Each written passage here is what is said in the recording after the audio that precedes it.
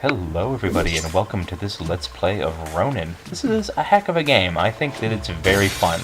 It's sort of combines free-flowing stealth with a turn-based, more puzzly combat kind of thing.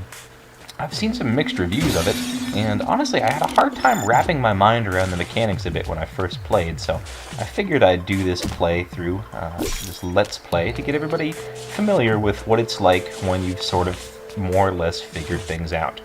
Now I'm playing on New Game Plus, which means I'm starting the game with all powers unlocked, and I'll be going over those at some length as we go through. That was a warp right there, for instance. But it also means that there are more enemies and they are more difficult. Now in every level I'm going to be going for a number of achievements. These are optional in regular New Game, however you must complete them all in New Game to unlock a new power every time. You do get to pick the power you unlock, which is nice, but in New Game Plus they are mandatory. So what I'm going to be going for every time is all guards killed, no alarms raised, and we haven't seen anybody start to raise an alarm yet, although that'll come up, no civilians killed, and then the level complete. As you can see, there's quite a big difference between the time when you're doing this free-flowing exploration and the time when you're in turn-based combat. Basically, until you are detected by a guard, you'll be in this free-flowing exploration. You can kill a guard, and if nobody else detects you, he'll stay in free flow. However, as soon as you're detected, you enter into turn-based, and you can see that you can only move a certain amount, and everybody gets a chance to aim and fire at you and things like that. Now, one of the criticisms I've heard of this game is they say that the turn-based combat simply doesn't work as well as the stealth-based exploration. And, you know, I disagree with that assessment. Just a quick little note here. You'll see that I cut out the loading screens and the exit screens per levels. They're all exactly the same.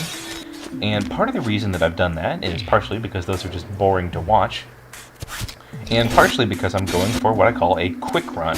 It's not exactly a speed run, because I'm sure the people who are actually doing like speed demos archive and true speed runs would just be disgusted by calling this an actual speed run. I haven't watched any speedruns in particular, so I don't know what the best routes are or whatever. I wanted to have this be particularly my own gameplay. But I am going to try to beat the whole game in less than an hour. My idea is that since we are apparently a samurai enthusiast, having the name Ronin, and having that old samurai sword there, that kitana, well, I don't know if it's a katana, it's probably some other kind of sword, whatever. We want to get home in an hour and a half to watch the Kurosawa Marathon, so allowing for, let's say, 30 minutes of motorcycle traffic time to get home, that's what we're going to have to manage. Anyway, back to what I was saying. One of the criticisms I've heard is that the combat doesn't work as well as the stealth, and I do think that that's a bit of an unfair criticism. What I will say is it's very easy to get overwhelmed in the turn-based combat. A part of that is because your movement is really restricted. You can't run regularly while in turn-based combat. You may only jump, use any powers you've collected, and slice with your sword. However, you do gain powers pretty easily, and as long as you don't have too many enemies going after you, you can usually deal with them all pretty well.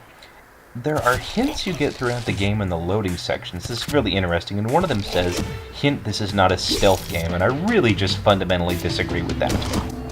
If you try to march through this game tackling every encounter just absolutely head-on, you will fail pretty severely, and I beat my head against that wall for a while. But when you really see it as a blend of action and stealth, I think that it's at its most fun.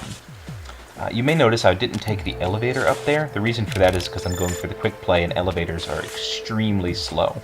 They are not the speedrunner or indeed the quick player's friend. You may also note that these doors only have keypads on one side of them, while some of the doors have keypads on both sides. The deal is, green doors open whenever you approach them, but a red door has to have a keypad on the side of it for it to open up for you.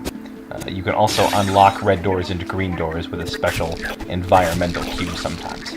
So you can see here that I'm using this stealth kill from above. The deal with that is it makes no noise. Now you can see that if somebody saw that happen in the light, they would investigate it and they shoot their little laser eye out. That will see you even in the dark. Also, If you started in the light and you were seen and you jump into the dark, they will follow you and you can't hide in the dark that way. But otherwise, generally, as long as in the dark, you're completely undetected. As I said before, there are 4 goals per level, and failing any of them is an instant game over in New Game Plus mode. Now that's particularly onerous because if civilians, who are those researcher-looking guys down there, see you, they'll attempt to call you in, and, well, we'll get into that a little bit more later. For right now, since we've just seen the third kind of enemy, let's talk about enemies. There's those single-shot tuxedo guys there.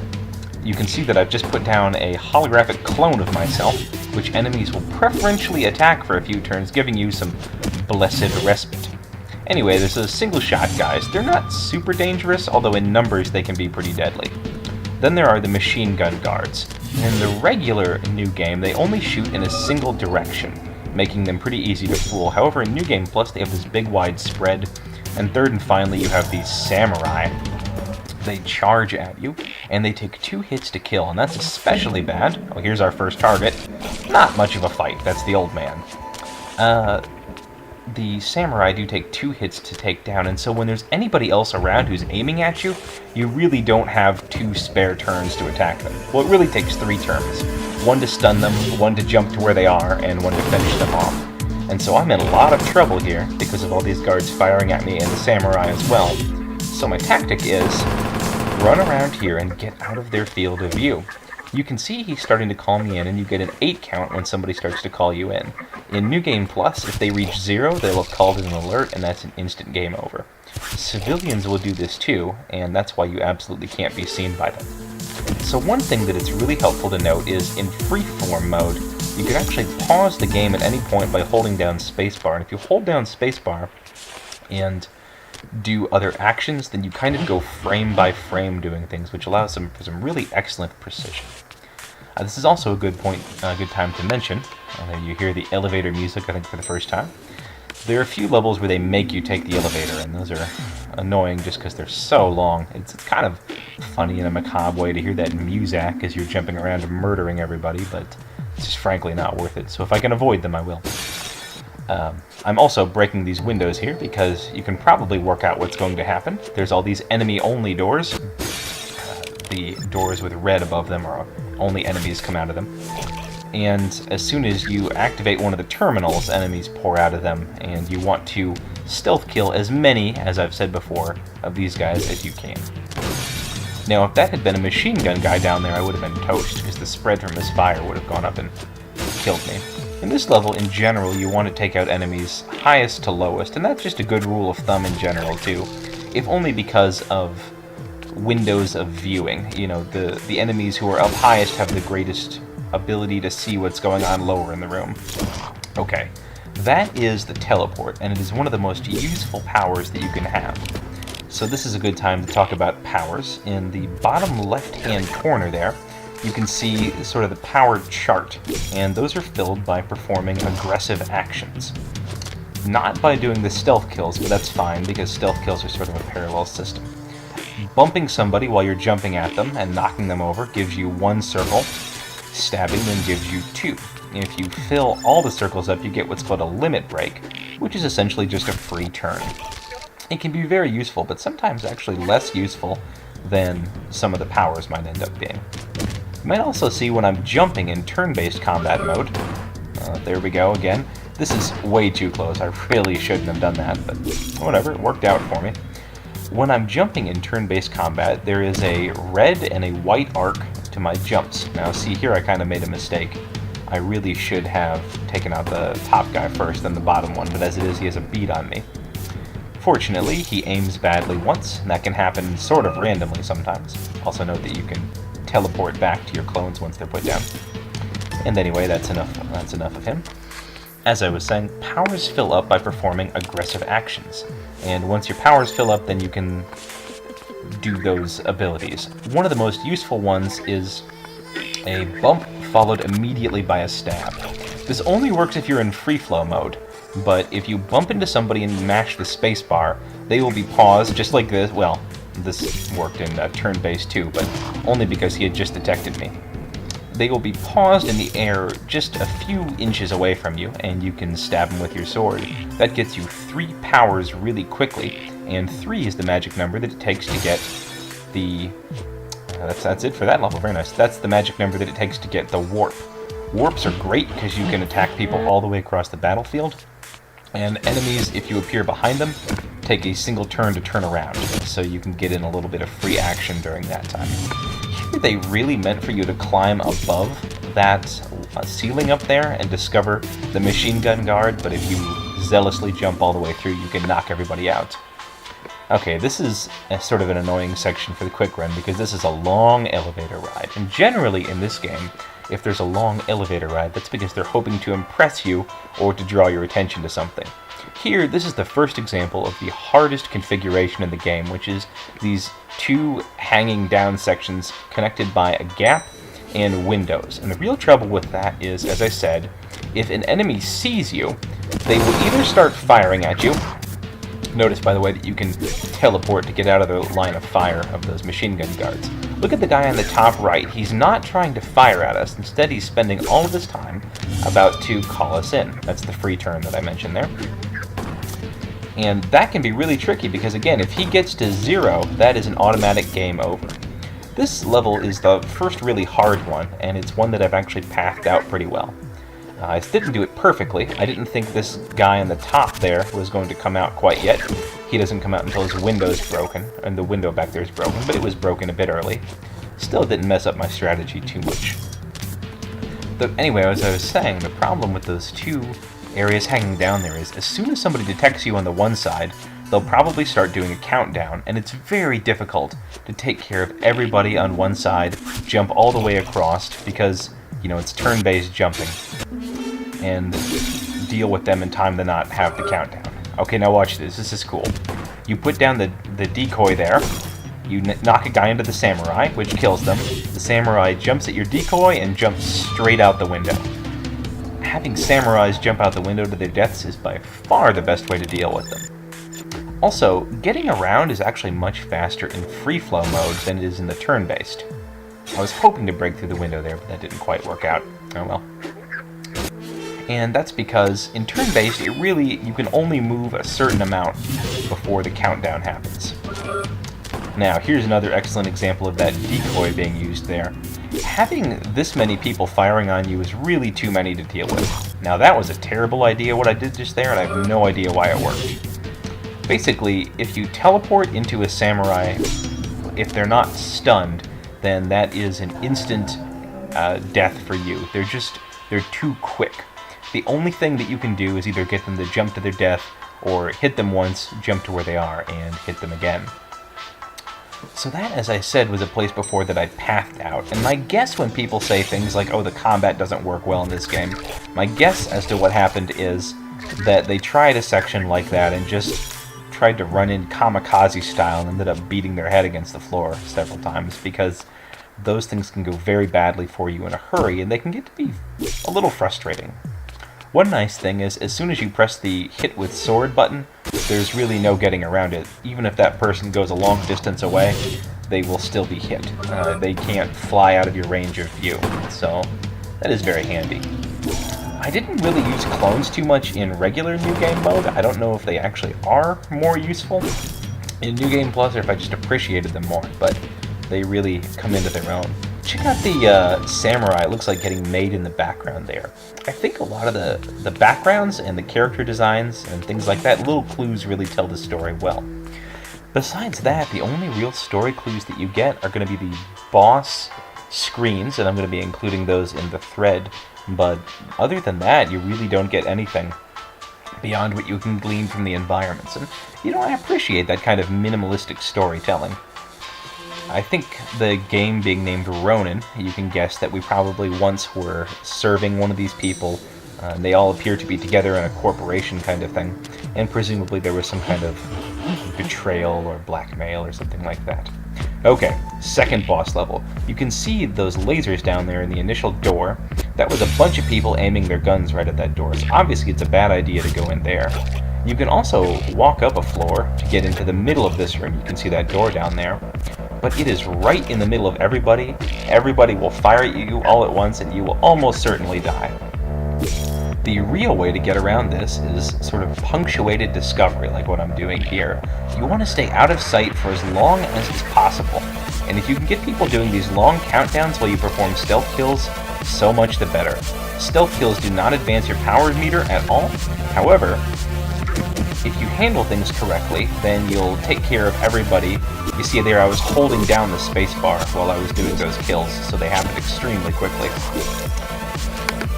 You will take care of everybody and not even need to use your powers. I mean, this would have been just, I should do a little bit where I show what it's like to walk into the middle of that room. It's, you die very quickly.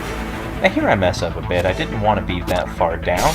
You can actually break through that window and have him not see you, and if he doesn't see you, then the rest of these guys don't see you. There's a bit of a shared intelligence when it comes to AI. If you're discovered by one guard, then all the other ones sort of instantly catch sight of where you are. Unless they're a certain distance away, which is a little bit of a shame. But I do like the nightclub atmosphere of this place. I would say that, well, the previous level was a bit difficult too, but this second level boss is really where they start ratcheting up the difficulty. You have got to, especially in New Game Plus, where again, these machine gun guards have the ability to sweep with their shots, you've really got to be on top of what you're doing. Using that limit break lets me get through here. Notice that I stopped my turn right above him. That's because I knew people were going to be aiming wherever I ended up, and because I ended up right above him, I was then able to drop down and attack him, and then they would miss me with their shots there. If you kill somebody right in a door, they hold the door open, which can be useful for quickly getting around certain places. So as I said before, I've pathed out some of the harder levels. Usually it's the bosses, and then I think basically every level in the 5th section. So if I haven't said before, there are 5 levels, I guess you could say. There's 5 stages. I don't know how we want to use this terminology. There's 5 bosses, and each boss consists of 2 levels where you're getting intel on where they're going to be, followed by a final boss attack. Now here again, the Wise Gal, who is the second boss, is all about these big rooms with just a ton of enemies in them, and they're really impossible if you don't... see, I think he kind of got me with his laser there, but fortunately I was far enough away that it didn't matter. They're basically just impossible if you don't do the stealth thing first. That's why this is in part an action game for sure, but you really have to play it stealth-wise, especially when they have tricky environments like this one. These 2 guys are very difficult to get to in turn-based. And if I did have to give one criticism to the turn-based style of gameplay, I would say it's much harder to get around. The fact that you can't walk or crawl on ceilings or do anything like that really hampers it. I'm sure there's some problem with it, there's some reason they don't let you do it, but I'm not exactly sure what it is, and it just makes it a lot more awkward to get around. Basically, you want to have a few enemies left by the time you barge in, or you want to have a lot of cover, you want a lot of vertical areas to jump, you want a lot of places to hide behind, and that's just not a luxury we have in any of the Wise Gal's places. Now, I really should have taken the stairs down. There's some stairs over to the left that I could have taken, but this elevator is unavoidable. So that's a few places in a row that have had these long elevator rides, and it gets there's even more of them later, but fortunately there's not too many. So that's 2 of the 5 bosses down already, and looking at about 18 minutes of gameplay, we're doing pretty good. This is the 3rd one, the Doctor, and you can already see he's a scientist and is involved in creating a lot of the gadgets you have. These levels tend to focus much more on civilians. That's why these stealth kills are basically mandatory. Because as I said before, see, what they want you to do is run right through there. You'll run right into that searchlight and attract the civilians. As soon as a civilian sees you, he starts counting down the alert, just like those guys do. The problem is, you're actually not allowed to kill any civilian. And so basically that means getting seen by a civilian is more or less the kiss of death in these levels. I guess if you were right by the very, very end of a level, you might make it out. But otherwise, you either have to kill the civilian to stop the countdown, or you'll get the countdown will complete, the alarm will be called, and then the game is over that way. I guess, like I said, every time you knock over somebody, the countdown restarts, but for civilians, as soon as they stand up, they'll never forget that you were there, and they'll just start the countdown right over again. So if we had alerted those 2 civilians up there, I honestly don't think we could knock them down often enough. They don't stay down for long enough that I think... And we don't really have any non-lethal options of dealing with people long-term, so I think the game would more or less be over. We are, of course, hackers extraordinaire, managing to hack all these things in just a second or two.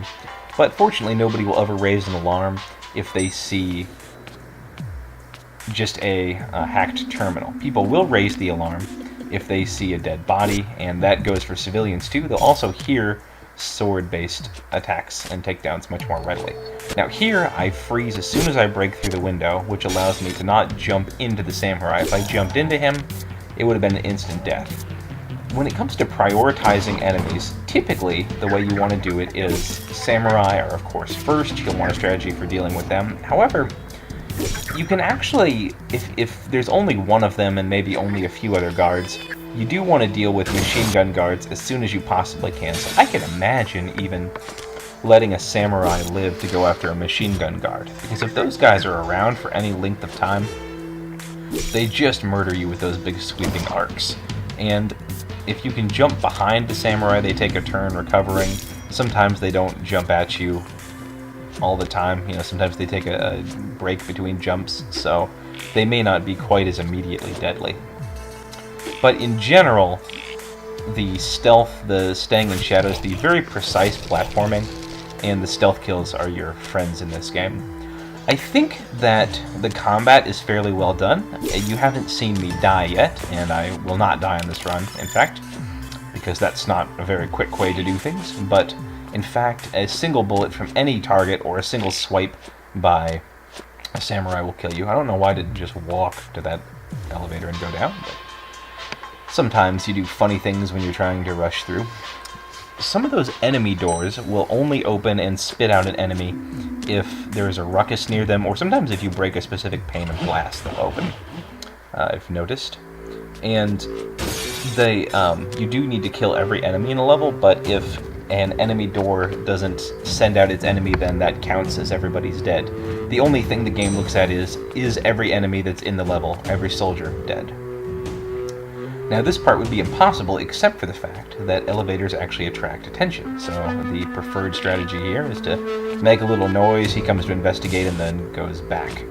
I guess you're just super blendy in. I don't think you've got any particularly, like, I don't know, sight-baffling gear or anything like that. I don't know exactly what the deal is. I think, and again, this is just sort of storytelling through the game, I think that you're supposed to be sort of a rogue agent or something like that.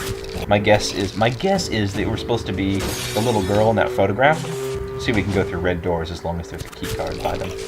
I should have gone all the way to the right here and probably taken out that person, but that would have taken a little bit longer, so for the sake of speed, I just decided to blow them away through there.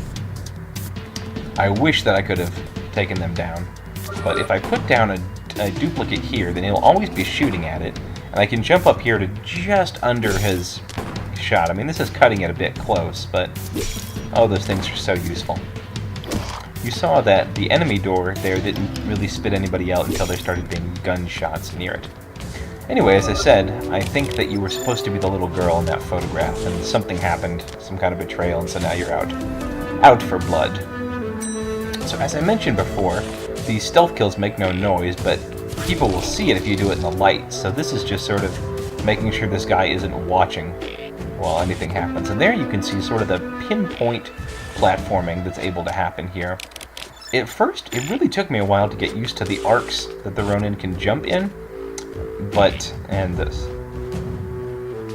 the length of jumps, it's not quite as long as I expected at first. For some reason, I remember feeling hampered in my jumping ability at first, and I'm not sure why, because as I progressed and got more familiar with the game, those feelings went right away. I mean, you really do have a pretty tremendous freedom of movement. Okay, now if you just jump out of the elevator right away there, you'll get seen by that guy's laser beam, which is bad for your long-term health. Having two machine gun guys alerted to your presence and after you is a very bad thing.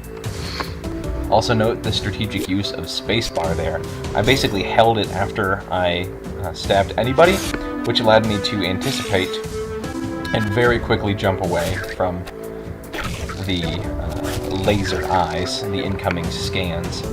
Now, I don't mean to give out any spoilers, but we will never fight that big guy in the background there, and I really wish that we would at some point.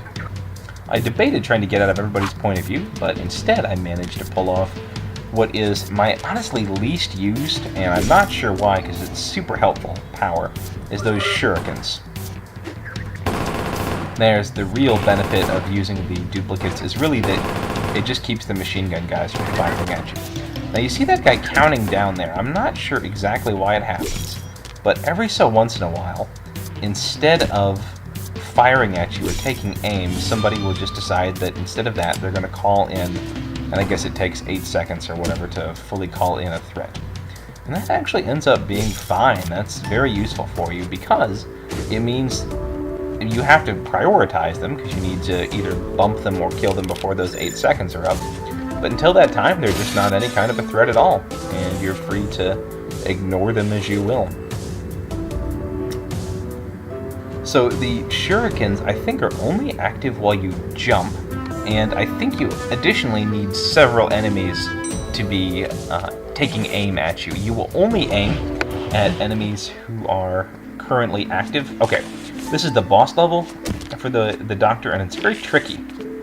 Notice that this guy was just out in the open. You could have sword killed him, but that would attract the civilian who would come over and see the body. So you've got to bump him until he's under the ledge there, and then stealth kill him. She is attracted by the sound of the bumping, but then she doesn't see him when he's strung up. I guess it's like they say, nobody ever looks up. Now you want to be quick for this part, because these two civilians here, the top and the bottom, are walking asymmetrically, and you need them to both be facing away from you, so you can bump this guy into this darkened room here, and then make him have a bad day. And if you don't catch them on their first cycle, whatever you want to call it, then it takes them quite a while to be synchronized again. I like these levels, and I especially like the variety. The first couple levels were honestly more tutorials, I would say. The old man levels were just sort of general, get used to the stage of gameplay kind of things. And the Wise Gals levels were, they just throw a bunch of enemies at you, and they really make it so that, my take on this is they're trying to teach people, please use stealth first. Okay, this is a little bit cheap. I actually don't like this. See, there's a civilian who's talking to a guard there, but civilians almost never talk to guards. They usually only talk to other civilians. And you saw that they were both attracted by the sound of the hacking. Well, if you don't notice that it's a civilian and a guard, then you might assume it was two civilians and just leave and run away, and then there's no way to take out that remaining guard without being seen by the civilian. Just kind of a bummer. It feels like they're tricking you. That is a fun little trick. If somebody is scanning, or if they're facing towards you and you want to teleport in front of them, usually when you teleport into somebody, you knock them and they go flying. But if you hold down spacebar as you teleport, it didn't work there because he didn't see me right away. And I was in turn-based mode. You have to be in free flow mode for this to work. If you hold down space, you will pause the game right as you appear in front of them, and that allows you to stab them right away. And sometimes you even get credit for the bump, which gives you that 3 that you need for the teleport. Sword throws are something which are extremely useful if there are a lot of enemies around and you're trying not to be seen, because people don't go into alert mode and detect you if they see a sword flying through the air. The only way that happens is if they physically see you. Okay, so this is the doctor, and you'd be forgiven for thinking he's just like the old man, but you want to shoot past him, because look at that, he uses a decoy just like you do. I think that's really cool. But if you shoot past him, you can take care of the enemy right as he pops out of the gate, and boom, don't even let him get away at all. If you let the doctor keep going, he actually jumps through these windows, and he keeps running away, and if he reaches the end of the level, that's a game over. You cannot let the doctor escape. And yeah, this is absolutely time for a decoy. And you can see that this is really no picnic. Now, once you enter into turn-based mode, you can catch up with people pretty well. But still, you definitely do not want to have to deal with all these guys at once. And thank goodness I bumped into somebody so that I got enough points for the decoy. It's only 1 point for a decoy, which is really a lifesaver in certain situations. So, as I mentioned,